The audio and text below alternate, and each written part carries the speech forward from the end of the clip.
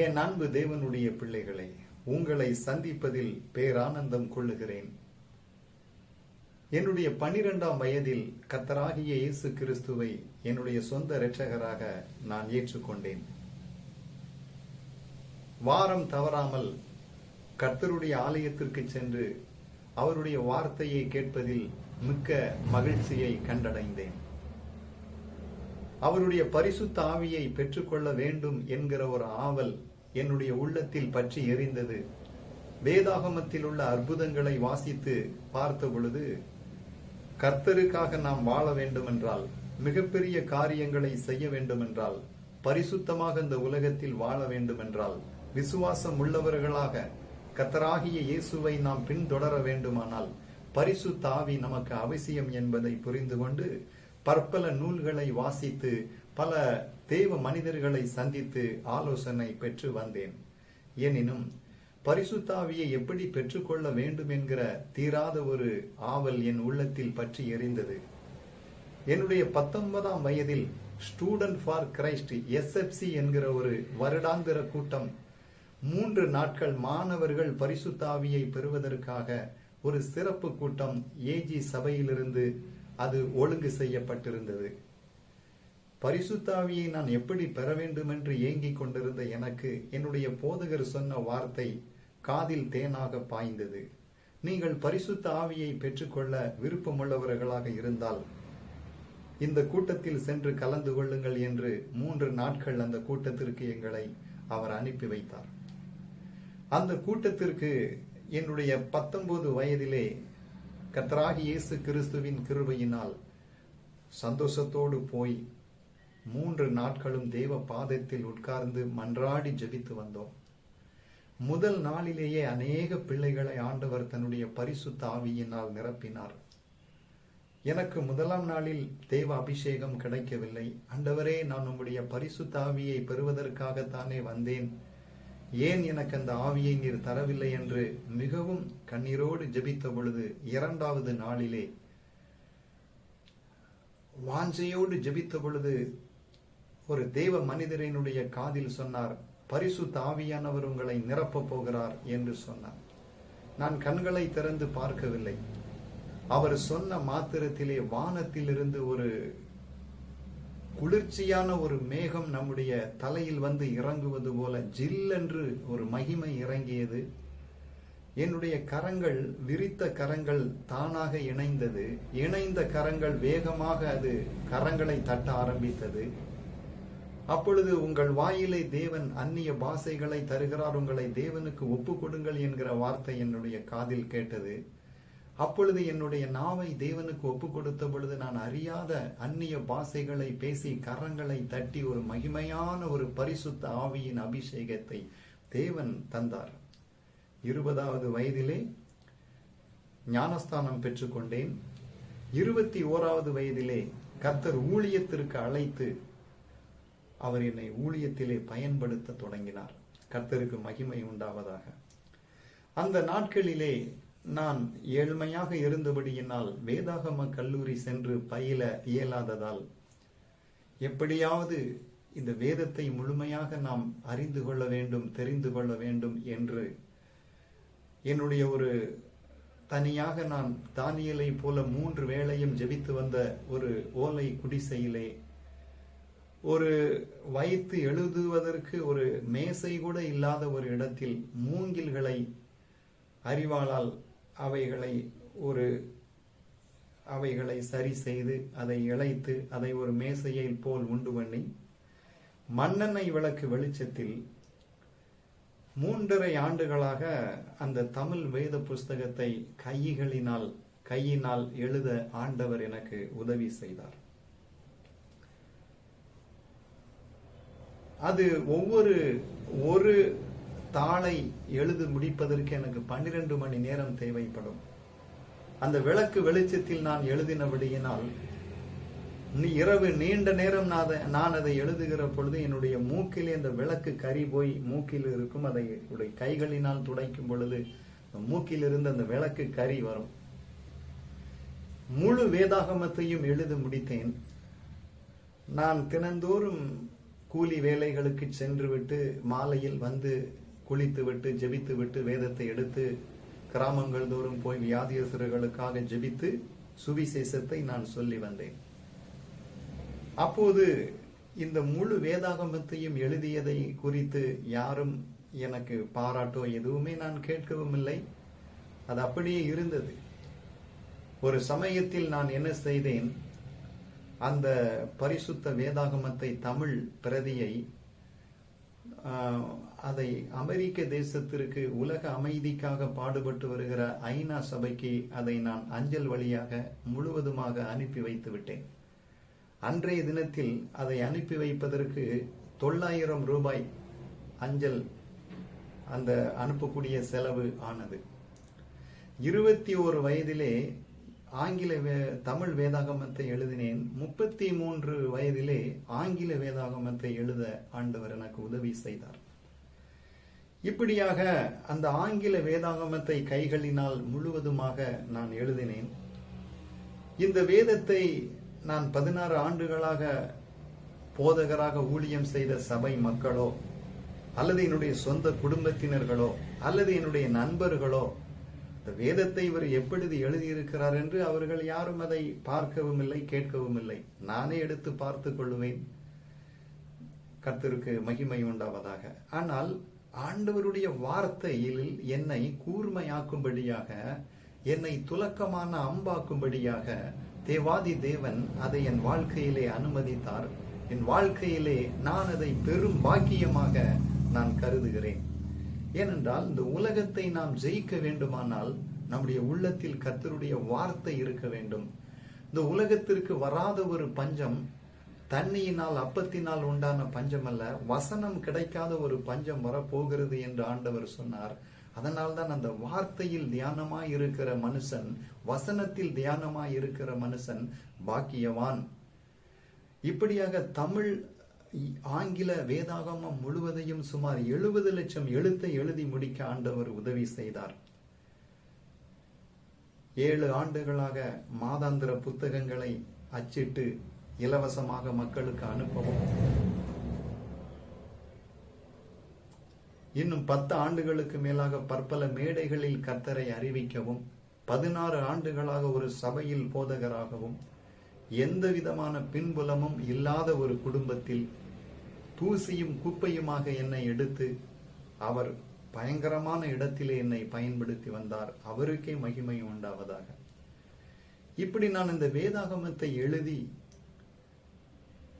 மிகவும் சோர்ந்து போய் வாழ்க்கையில் அடுத்து என்ன செய்வது என்று அறியாமல் இருக்கும் பொழுது ஒரு நாள் ஒரு ராக்கால தரிசனத்தில் தேவாதி தேவன் உயிர் தெழுந்த இயேசு எனக்கு அவர் தரிசனமானார்.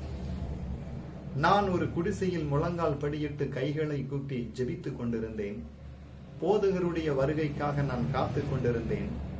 என் குடிசையின் வாசலில் கர்த்தராகிய இயேசு கிறிஸ்து வந்து என் வீட்டினுள்ளே நுழைந்து மலர்ந்த புன் சிரிப்போடு, மிகவும் உலகத்தில் எந்த அழகும் அவருக்கு ஈடு இணை இல்லை, அவ்வளவு மகிமை பொருந்தின மகிழ்ச்சியான ஒரு முகம், பனித்துளிகள் படிந்தவருடைய தலைமுடி, அவரை நான் பார்த்தேன். உம்மை நான் ஆண்டவரே உம்மை பார்த்தது எனக்கு மிகவும் சந்தோஷம் என்று நான் சொன்னேன். உன்னை கண்டது, உன்னை சந்தித்தது எனக்கும் மிகவும் சந்தோஷம் என்று ஆண்டவர் சொன்னார்.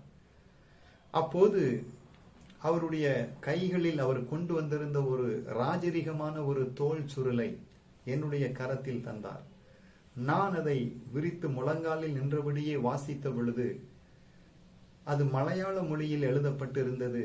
நீ என்ன சிநேகிக்கனே, நீ என்ன சிநேகிக்கனே, நீ என்ன சிநேகிக்கனே. அப்படி என்றால் நீ என் மீது அன்பாய் இருப்பாயாக, நீ என்னிடத்தில் அன்பாய் இருப்பாயாக என்று 3 முறை அவர் எழுதி எனக்கு தந்தார்.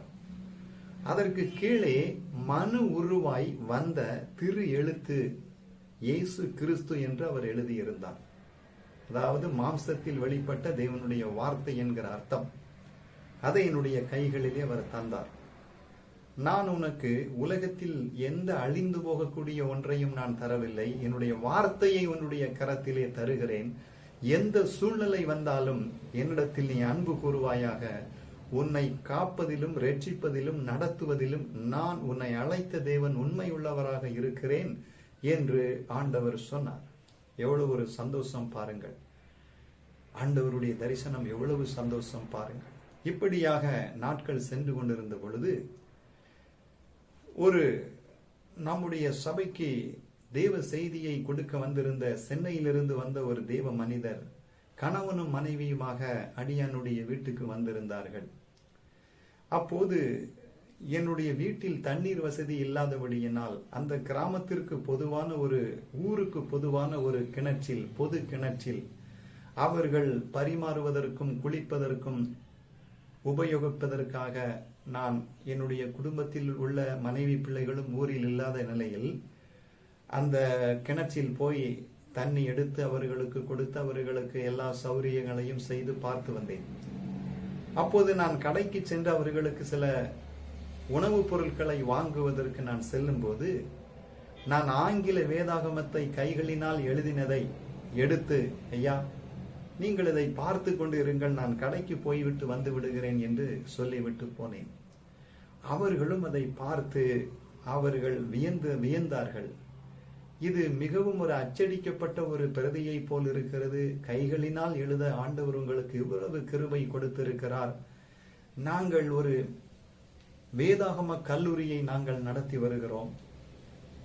இவ்வாண்டு பட்டமளிப்பு விழாவுக்கு நீங்கள் வருகை தரும்படியாக நாங்கள் கேட்டுக்கொள்ளுகிறோம். அதில் உங்களுக்கு ஒரு கௌரவ டாக்டர் பட்டம், முனைவர் பட்டம் நாங்கள் கொடுக்க ஆசைப்படுகிறோம் என்று அவர்கள் என்னோடு கேட்டுக்கொண்டார்கள்.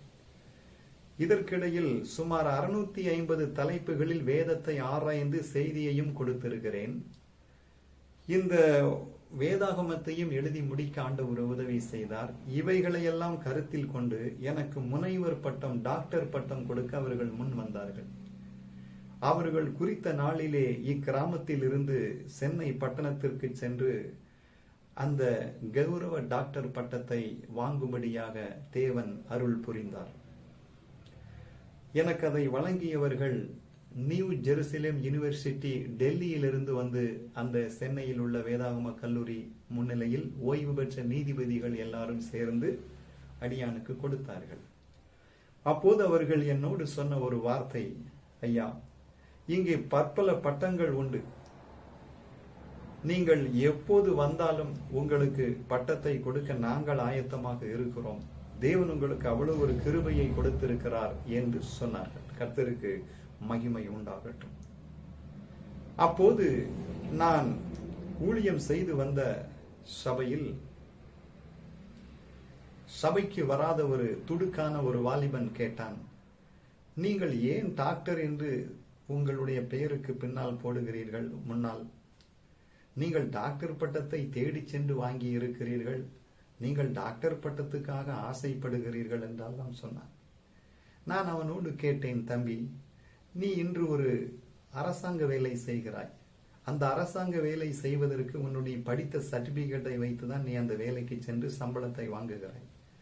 இந்த நான் கர்த்தரை மட்டும் மேன்மையாக நான் வைத்துக் கொள்ளுகிறேன், இந்த சர்டிபிகேட் எனக்கு ஒரு பொருட்டல்ல என்று அதை கிழித்து தூரை போடாமல் அதை ஏன் வைத்து பிழைப்புக்கு நீ போகிறாய்? அதை கர்த்தர் தந்தார் என்று சொல்லுகிறாய் அல்லவா? அப்படி என்றால் உலக பிரகாரமாக நீ படித்து வேலைக்கு சென்று சம்பாதிக்கிறது கர்த்தர் தந்தார் என்று சொல்லுகிற நீ தேவனுடைய பாதத்திலிருந்து 3 ஆண்டுகள் வேதத்தை எழுதிய ஒரு தேவ பிள்ளையை தேடி வந்து ஆண்டவர் கொடுத்த ஒரு பட்டம், அது பரலோகம் கொண்டு சேர்ப்பது இல்லை. ஆண்டவருடைய பிள்ளைகளுக்கு ஒரு தேடி வந்து ஒரு அங்கீகாரத்தை அவர் தரும் பொழுது நீ ஏன் வன் கண்ணாய் பொறாமையாய் இருக்கிறாய் என்று நான் கேட்டேன். இப்படித்தான் ஆண்டவராகிய இயேசு சொன்னார், நீங்கள் ஒருவருக்கொருவர் கடித்து பட்சித்தீர்களானால் அழிந்து போவீர்கள். தனக்குத்தானே விரோதமாக இருக்கும் எந்த ராஜ்யமும் அழிந்து போகும். இன்னைக்கு தேவனுடைய பிள்ளைகளும் சபை மக்களும் விசுவாசிகளும் ஒருவரை ஒருவர் கடித்து கொண்டு அவர்கள் தங்களை தாங்களே காயப்படுத்தி கொண்டிருக்கிறார்கள். கர்த்தருடைய ராஜ்யத்தை கட்டாமல், இடைவிடாமல் ஜெபிக்காமல், ஆண்டவருடைய வருகைக்கு ஆயத்தப்படாமல், ஒருவரை ஒருவர் குறை கூறி கொண்டு பொறாமை, தான் நன்றாக இருக்க வேண்டும் என்கிற ஒரு கெட்ட எண்ணத்தோடு ஆண்டவருடைய அன்பின் ஆவியை பெற்று மற்றவர்களை நேசிக்காமல் பெருமை பிடித்தவர்களாக இருக்கிறார்கள். என் அன்பு தேவனுடைய பிள்ளைகளை, இந்த உலகத்தில் பொறாமை உள்ளவர்களாக, பெருமை உள்ளவர்களாக இருந்து என்னத்தை அறுவடை செய்ய போகிறோம்? என்னுடைய முதல் 21 வயதிலே ஒரு மேடையில் 3 நாட்கள் கன்வென்ஷன் கூட்டத்தில் பேசும்படியாக எனக்கு ஆண்டவர் ஒரு கிருபை கொடுத்தார். அதற்கென்று அழைக்கப்பட்ட தேவ ஊழியர் அன்று வரவில்லை. ஆனபடியினால் என்னை அதிலே பேசும்படி பணித்தார்கள். அப்போது பரிசுத்த ஆவியில் நிறைந்து பாரத்தோடு அந்த மேடையில் ஏறி செய்தி கொடுக்கும்படியாக நான் நின்று கொண்டிருந்தேன். கர்த்தருக்கு ஸ்தோத்திரம். நான் அந்த மேடைக்கு செய்தி கொடுக்க செல்லும் முன்பதாக ஒரு வாலிபன் என்னோடு சொன்னான். நான் அவரோடு சொன்னேன், இந்த கூட்டத்திற்கு நான் உங்களை வரவேற்கிறேன் என்று சொன்னான். அவன் என்னோடு சொன்னான், நீங்கள் பண்ணக்கூடிய பிரசங்கத்திற்கு மதிப்பெண் போடவே நான் வந்திருக்கிறேன் என்று சொன்னான். எப்படி இருக்கும் பாருங்கள். அவனோடு நான் சொன்னேன், 10ஆம் வகுப்பு தேர்வு தாளை 1ஆம் வகுப்பு மாணவன் திருத்த முடியாது என்று ஒரே வார்த்தையில் சொன்னேன். அது நானாக சொல்லவில்லை, அந்த உடனே ஆவியானவர் தந்த ஒரு வார்த்தை. அந்த கூட்டம் முடிந்தவுடன் அவன் மிகவும் பணிவோடு வந்து மிகவும் ஆண்டவர் வல்லமையாக பேசினார் என்று சாட்சி கொடுத்தார். அந்த மேடையில் நான் பிரசங்கம் பண்ண மேடை ஏறு முன்பதாக தேவன் என்னுடைய ஆவிக்குரிய கண்களை திறந்த பொழுது வானமும் பூமியும் கொள்ளாத உயரமுள்ள ஒரு தூதனை, 2 சிறகுகள் விரித்த ஒரு தூதனை உருவின பட்டயத்தோடு காணும்படியாக தேவன் உதவி செய்தார். ஆண்டவரே, இது என்னவென்று நான் கேட்ட பொழுது, உன்னை பாதுகாக்கும்படி நான் உனக்கு நியமித்த தூதன் என்று ஆண்டவர் சொன்னார். ஆம், இந்த உலகம் உங்களை அங்கீகரியாமல் போகலாம், இந்த உலகம் உங்களை கண்டுகொள்ளாமல் போகலாம். ஆனால் தேவன் சொல்லுகிறார், என்னுடைய பார்வையில் நீ கனம் பெற்றாய் என்று ஆண்டவர் சொல்லுகிறார். உங்கள் கால்கள் கல்லில் இடராதபடி உங்கள் பாதைகளிலெல்லாம் உங்கள் பாதங்களை கரங்களில் ஏந்தும்படி கர்த்தர் தன்னுடைய தூதர்களுக்கு கட்டளையிடுகிறார் என்று வேதம் சொல்லுகிறது. கலங்காதிருங்கள். நீங்கள் வடித்த கண்ணீர், நீங்கள் பட்ட பிரயாசம், நீங்கள் உபவாசித்த எல்லாவற்றையும் ஆண்டவர் கணக்கில் வைத்திருக்கிறார். தாவீது சொல்லுகிறான், கர்த்தாவே, தாவீதையும் அவனுடைய சகல உபத்திரவத்தையும் நினைத்தருளும் என்று சொல்லுகிறான். உங்கள் மிகுந்த பிரயாசத்தின் பலனை நீங்கள் தைரியத்தை விட்டுவிடாதிருங்கள் என்று புதிய ஏற்பாட்டில் எபிரேயர் புஸ்தகத்தில் எழுதப்பட்டிருக்கிறது. மிகுந்த பலனுக்கு ஏதுவான உங்கள் தைரியத்தை விட்டு விடாதிருங்கள். ஏசாயா 53 அவர் தம்முடைய ஆத்தும வருத்தத்தின் பலனை கண்டு திருப்தியாவார். இன்றைக்கு ஊழியத்திலும் குடும்பத்திலும் சொந்த வாழ்க்கையிலும் நீங்கள் படக்கூடிய பிரயாசங்கள் ஒன்றையும் மறப்பதற்கு தேவன் அநீதி உள்ளவர் அல்ல. உங்களுக்கென்று ஒரு காலத்தை ஆண்டவர் நியமித்திருக்கிறார். யோசேப்புக்கு என்று ஒரு காலம், தானியேலுக்கு என்று ஒரு காலம், பேதுருவுக்கென்று ஒரு காலம், எலியாவுக்கு என்று ஒரு காலம், உங்களுக்கென்று ஒரு காலத்தை குறித்திருக்கிறார். அந்நாட்களிலே அவனை நான் சேர்த்து கொண்டு நான் அவனை முத்திரை மோதிரமாக வைப்பேன் என்று ஆண்டவர் சொல்லுகிறார். ஆண்டவருடைய கையில் நீங்கள் முத்திரை மோதிரமாக இருப்பீர்கள். கர்த்தருடைய கையில் நீங்கள் அலங்காரமான கிரீடமும், தேவனுடைய கரத்தில் நீங்கள் ராஜ முடியுமாக இருப்பீர்கள். உங்கள் வெட்கத்துக்கு பதிலாக இரண்டத்தனையான பலன் வரும். இது தீர்க்க தரிசன வார்த்தை. என்னோடு இருக்கக்கூடிய ஆவியானவர், அந்த தகப்பனாகிய இயேசு உங்களோடு வல்லமையாக இருக்கிறார். இந்த நாட்களிலும் இந்த வார்த்தையை உங்களோடு பேசுவதில் பேரானந்தம் கொள்ளுகிறேன். திடமனதாய் இருங்கள், ஒன்றுபடுவோம், வருகைக்கு ஆயத்தமாவோம், அன்பில் வளருவோம். இயேசுவின் நாமத்தில் ஆமென்.